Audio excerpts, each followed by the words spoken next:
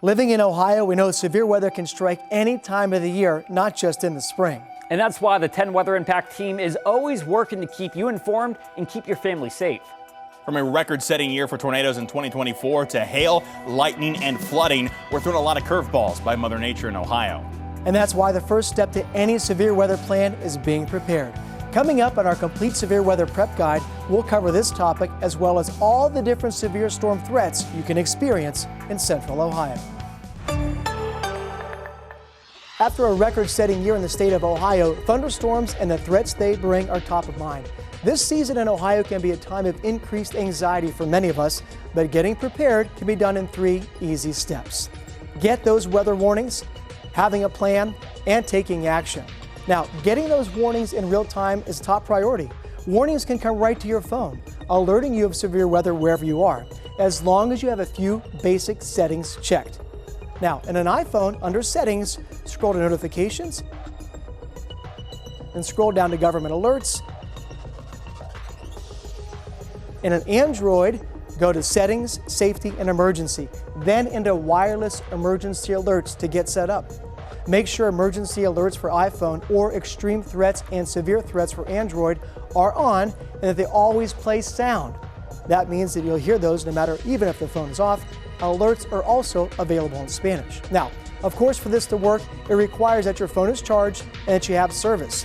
Even on some good days, that service may be spotty for some of us, and when storm strikes, that service can go down. The best way to make sure that you get the information you need is a good old-fashioned weather radio. Now, they broadcast directly from the National Weather Service, relaying critical information even during network outages. You can usually find these weather radios at big box stores, hardware stores, or online, starting at about $20. One of my favorites is the old crank version. Doesn't need batteries or to be plugged in. This weather radio even has a flashlight. Now, as long as your weather radio has power, you and your family will be notified of life-threatening weather in real time. So, now that you have that information, you need to have a plan. When a warning is issued, that means threatening weather is occurring or likely, and you need to act now. That's why having a plan ahead of time is so important. Now, to get started, you probably want to put together a very simple emergency kit. That might include first aid items, hand sanitizer, water, really important medication, identification, non-perishable food, and of course, don't forget your pets. And make sure your family knows where this kit is. Also review with family and loved ones what to do and where to seek shelter and safety in each of the following threats, because they're different. A tornado, high winds, hail, lightning, and flooding. In addition to being in your home or where you live, you should also have a plan for where you work, when you're at school, and even if you're outdoors as well.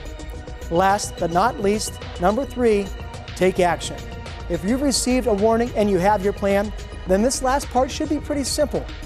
Knowing what to do when severe weather strikes can keep you and your family safe and be prepared. That means you can take action quickly and respond to everything that these thunderstorms can throw our way.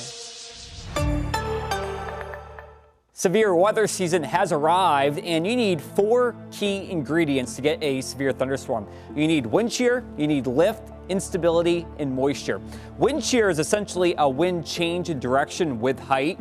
And then you need a lifting mechanism. That could be a warm front, could be a cold front, could even be a sea breeze or a lake breeze. You need unstable air. A lot of times you'll have warm, moist air at the ground and then cold air aloft. And then of course you need moisture. A lot of times the south wind will bring in plenty of moisture here from the deep south. Now, there are specific criteria that need to be followed before a severe thunderstorm warning is issued.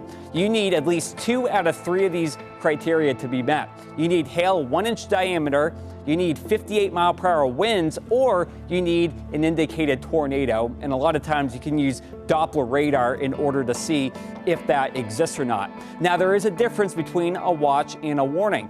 Typically, the National Weather Service tries to get out a severe thunderstorm watch at least 6 hours in advance. A watch basically says, hey, look, conditions are favorable for these storms to develop. On the other hand, a warning is, hey, look, take action now. These storms are imminent, and very quickly we could be looking at them moving on in. Now, of course, as we move into severe weather season, you want to stay inside as we get these watches, warnings, and alerts. And of course, as the storms happen, we'll bring you the latest on 10 TV. Tornadoes are some of the strongest forms of severe weather we can see here in Ohio, and last year we set a record with 74 tornadoes striking the Buckeye State. Put those on a map and they look something like this. Each one of those lines a path carved by a tornado around Ohio just last year. And we know these tornadoes don't just strike during severe weather season. Each of the 12 months of our calendar has recorded at least one tornado over the last 50 plus years. In fact, last year we had a tornado in December. So with all that in mind, we want to break down how these storms actually form. It all starts with the winds. You get surface winds and winds aloft blowing in different directions. That creates rotation in the atmosphere. Put it together with thunderstorm updrafts, and that rotation can lift and tilt down toward the surface.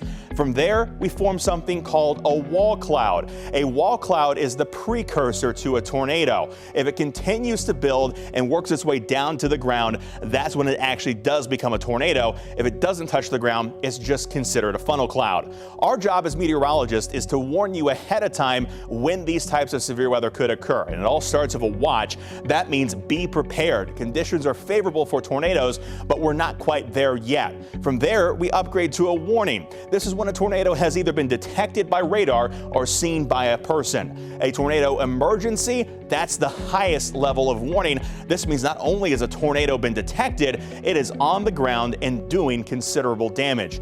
If all of this seems a little confusing, let's put it in terms of baking. Let's talk about a cupcake watch. This means the ingredients are in place, have a plan, but we don't have cupcakes just yet.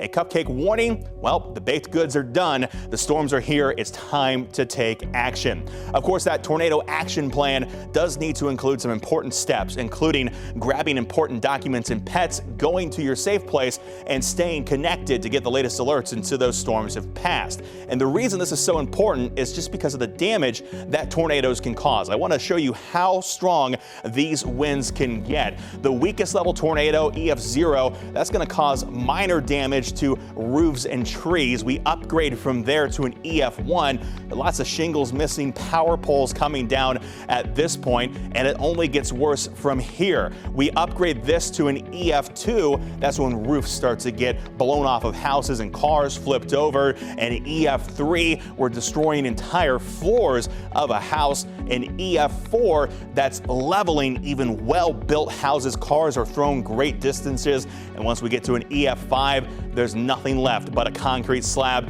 and sometimes even that can get ripped up from the surface.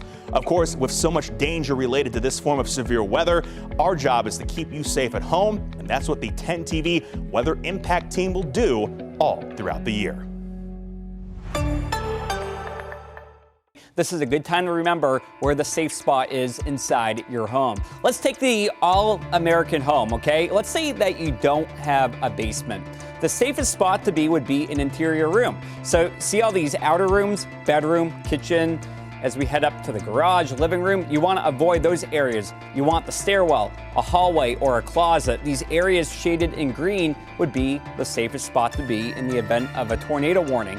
You want to avoid windows and doors, and you want to avoid outside walls, any kind of wall that connects you to the outside, covering yourself with a blanket, mattress, in some cases even a helmet. Now, if you do have a basement, obviously that's ideal. You're actually underground. You have the home's foundation, and that's not being swept away, so that's ideal. Now, if you live in an apartment complex like I do, if you're on the top story and you have 5-10 minutes warning before the tornado gets to you, you want to go downstairs. If you can't do that, and let's say that you live on the 6th floor, you want to move inward, okay? Again, you want to avoid those outside windows. And then you also want to protect your head, like we just mentioned, covering it with a mattress, getting inside a bathtub, anything that could protect you from flying debris would be ideal. Again, the difference between a tornado watch and warning: a watch, conditions are favorable. A warning, that just means this is happening right now, the threat is imminent, and you got to protect yourself. Now, you may be surprised to find out that one of the scariest parts of a thunderstorm, lightning, is caused by something we've all experienced. It's essentially a giant discharge of static electricity.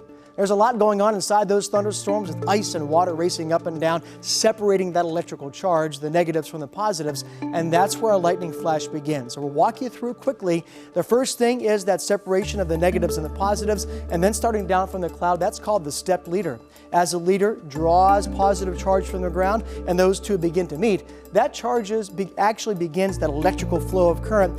Then that's what we see. Now that flash happens at the speed of light, 60,000 miles per second, and once that path is established, then that flash can happen or flicker several times over and over again until that lightning charge is balanced. Now, one thing to keep in mind, that takes place in less than a second. Do what you can to keep you and your family safe. Very important to keep that in mind is that most of the lightning that we see is from the cloud down to the ground or the cloud within the cloud. Other types of lightning happen from the cloud to the sky or from one part of the cloud to another, or very rarely from the ground up to the cloud. Please, if you hear thunder, when thunder roars, go indoors. Very simple to keep you and your family safe.